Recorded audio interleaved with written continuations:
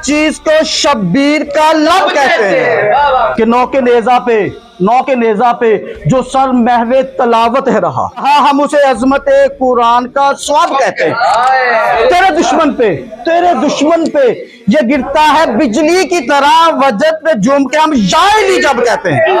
गुल अहमद के नवासों पे गाया है जिसने, उसे मुस्लिम तो कहा इंसान भी हम कब कहते हैं। डेरा करबला सी लालिया हुसैन ने दीन नाने दा बचा लिया हुसैन ने। कल नाना गले लांदा सी हुसैन नू, अज दीन गले ला लिया हुसैन। मासा डोलर ना दिता इस्लाम नू, हर दुख झोली पा लिया हुसैन ने। पाके तेल सी 72 दे लहू दा, दीवा दीन वाला बालिया हुसैन। जिवें नबी इमरान सी संभालिया, उवें दीन नू संभालिया हुसैन ने। सारा कुनबा कुहा के ओदी राह विच ऐसी यार नू मना लिया हुसैन ने कि हुर तुरिया हलाकतां दी राह सी, वल जिंदगी बुला लिया हुसैन।